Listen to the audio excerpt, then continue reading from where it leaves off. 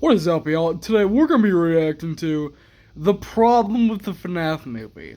It has to be PG-13 because there's kids that plays the games. There's kids that watch the Winnie the Pooh, and that's isn't that rated R? Bro, just make it R-rated. Who cares? A strong rumor going around that the long-awaited Blumhouse Five Nights at Freddy's movie will just be getting a simple PG-13 rating. And the accuracy of this particular source aside, it's become increasingly clear that this will be the rating that the movie is aiming for. And the community's mixed reaction aside, one has to ask the question, will this rating hurt the film, or is it just misunderstood? And for that, Well, I mean, half the fan base is 5 years old, so I mean, a third of the fan base is 5-year-olds. The second half is teens to mid-20s who can't get over how good the game was. And then the third one is people like Markiplier who are in their mid-30s who run gaming channels who still love to go back and play the games because they got nothing better to do than relive childhood memories. while I take a quick detour from my long-awaited FNAF timeline video, we are going to have to delve deep into what scares the FNAF community even more than a 45-year-old dad who sometimes votes Republican. Context. And spoiler alert, I really don't think the conclusions of this video are what most consistent rating system. Now, while I'm not going to dive deep into the discussion on whether or not FNAF is a kid's series, Did anyone even play Security Breach? Like, genuinely. Like, it was a good game for when it came out, but it quickly died. Mid-game, like, what's the worst FNAF? Like, I don't want to say Security Breach just because it's Security Breach. But I also don't want to say the original because it's the original. Nah, I'm saying Security Breach. indisputable is, the story of FNAF is incredibly dark and gruesome at its core. And most importantly, most people don't realize just how finicky of a rating the MPA PG-13 has been in the recent decades. For example, take Black Adam, a movie that was written from the ground up to be, well, PG-13. This movie still had to grapple with the MPAA over the rating on multiple occasions, and one of the silliest examples of this was the fact that they had to cut a split-second twitch from a humorously disembodied hand in the movie. Yup, if they didn't cut a split-second, one-finger twitch. Dude. Man, the MPA has always been stupid for like the past 10 years though. Like, what's a good example? Winnie the Pooh, I say now that it's R-rated, I'm probably gonna assume it's not rated at all. Cause seeing that film, and Terrifier even, like, there's no way they're R-rated. Like, they gotta be NR or something. Like, dude, Terrifier 2 might even be worse than both of them, actually. They would have been slapped with an R rating. Or take this scene here in The Avengers, another film written from the ground up to be PG-13. This scene right here initially got the film an R rating over its graphicness and had to be censored even further. And petty silliness like this is something that the FNAF movie is simply going to have to deal with. Because if FNAF was a streaming movie, then it would fall under the much more well-rounded TV-14 rating and have no issues whatsoever. And reason number 2 is what I've mentioned earlier, FNAF's story itself. I've seen a ton of people say that since the games don't have much on screen, Just make multiple films.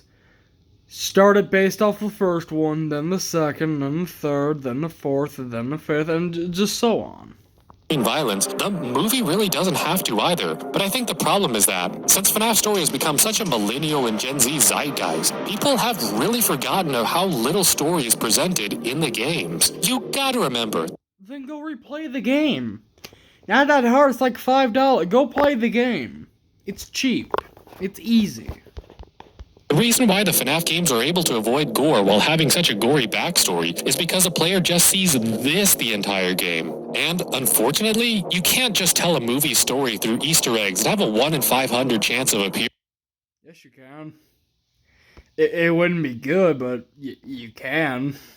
You can tell a story by that. Like, the movie will either be really good or really bad if you do that.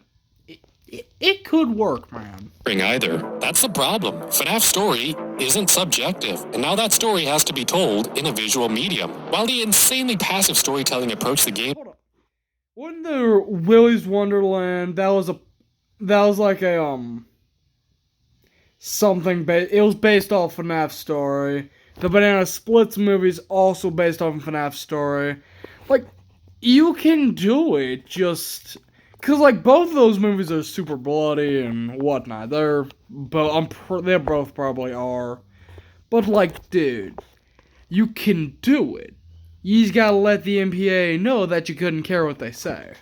Take may be awesome. It'll be a Herculean task to translate that same vagueness to a movie. Remember, a movie has to be at least 90 minutes long.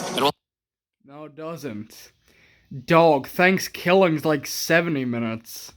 You can have a movie be under 9. Like, there's multiple movies. Like, in the new Mario movie, it's like 88 minutes. It doesn't have to be 90. It hadn't have to be 90 minutes, bro. Have an average of 1,045 unique shots in it. And while it's most certainly possible to tell most of a movie through passive storytelling, just think about it this way. Take one of the best known and best received adaptations of the Fnaf story, the Fnaf VHS tapes, which are masterclasses in passive storytelling. Even the Fnaf VHS tapes, which have some amazing passive storytelling and still require a large pre-existing knowledge of the games to really enjoy, still needed to show blood so that people would not only know just what the heck was going on in the story, but also to convey the proper weight of it. Hell, even the Fnaf graphic novels that were published by Scholastic still just couldn't have. Oh yeah, the kids' books thingies. Yeah, those people. Avoid the bloodshed. That's why we get scenes of people impaling each other in these novels, or shots of bloody, rotting corpses in a comic mostly intended for children, published by a very safe and conservative publishing company. There was nothing in this country is safe anymore, bro. Not even old Barney the dinosaur. We all know what happened with him. We saw Winnie the Pooh. Well, nothing is safe anymore. Just no way around it. And even though these scenes were massively simplified compared to their descriptions in the books, they still could easily trigger the R rating in a feature film. Again, a FNAF feature film could easily have to be tamer than the Scholastic graphic novels. And now, with a medium where the phrase show, don't tell has become famous for a reason, the FNAF movie is gonna have to do without showing a lot of it. PG-13 films can get away with a lot of it if they play it smart, but this burden from the MPAA will prove to be yet another challenge for the poor FNAF movie, and this is why people tend to be disappointed when mature franchises get PG-13 ratings. However, the FNAF fanbase definitely isn't most people. YouTube. The FNAF fan, but like I literally just said at the beginning of this video, 5-year-olds, teens to mid-20s, and then people like Markiplier and Jacksepticeye. Definitely isn't most people. And last but certainly not least, is the FNAF movie's target demographic. Because shockingly, 99% of this, quote, controversy isn't actually people going against a PG-13 FNAF movie, but rather people creating drama over those who might be against it. Because FNAF creator Scott Cawthon and Blumhouse Productions know they can't isolate 3/4 of FNAF's audience with an R-rated movie, nor do they want to cause any more strife because of it. Because the only thing younger and more immature than FNAF's general audience is FNAF's Twitter audience. And if there's FNAF has a Twitter. Oh my god. Dude, everyone has a Twitter. Yep. It's over. Their Twitter's gonna go crazy. One thing we've learned from the FNAF fanbase's history is that people will do their best to drum up drama without any valid reason behind it. So, whatever the FNAF... Yeah, that's how society is. That's how literally everyone is now, dude. That's pretty normal, you know? Movie ends up doing, it will end up walking on eggshells. Just look at the backlash Scott personally had to deal with on Reddit because a FNAF fan deemed the franchise too inappropriate. Or look at the awful backlash Scott got over a FNAF world. Too inappropriate. Bro, it's a kid's game. It's a kid-ish game. Like, bro, if you're that mad at FNAF, bro, man, what are you doing with your life, man? Teaser that showed Mangle being hung by a yo-yo. With all of these controversies, I mean, I can see a head-ish. If you turn your head, it looks like a mouse on a human body with string going in its mouth. In Scott's mind, the man who, mind you, officially wrote the screenplay for the FNAF movie, it's no wonder that the franchise was toned so much for the latest installment, Security Breach. But even then, by the looks of my own comment section... Yeah, but again, did anyone really play Security Breach? Did you? Don't lie to me. I know you didn't. I know most of y'all didn't, because I did. It was okay.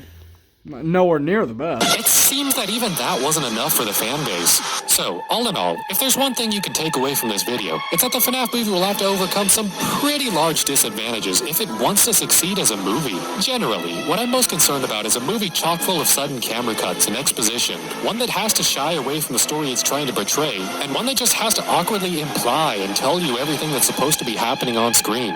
Make zero mistake, PG-13 horror can be... That sounds like a lot of horror movies. That sounds like a lot of different horror movies. Gee, which one am I thinking of? A lot of them, because they're all the same. Amazing. Hell, even PG horror can be amazing too. But FNAF isn't a franchise that will translate nearly as easily as people think. At least, if the movies want to tell the full story that the games do. Because I think that the best thing the first FNAF movie should do, if it wants to do well with a PG-13 rating, is to take the same approach that the first It remake did. This movie is notable for not just being an excellent movie through and through, but for taking a very complicated and lore-heavy story and just not really needing to explain much of it in the movie. If the FNAF movie followed...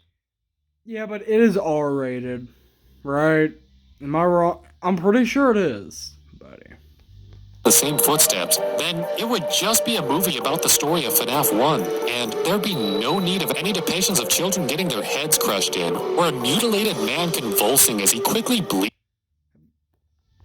Dog, have you not seen it or read the books? The book's great, don't get me wrong. The movie's also real good, but have you not seen it?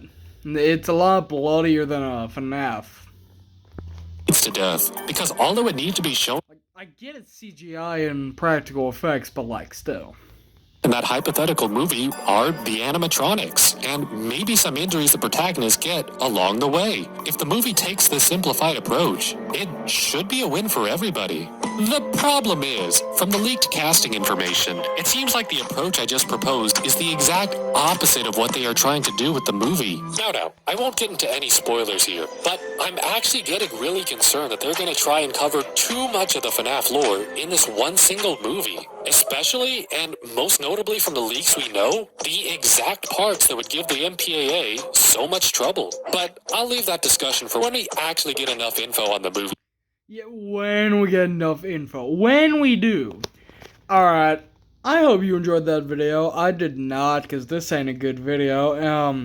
Like, subscribe, and comment down your favorite part. I will see you in the next video. Goodbye.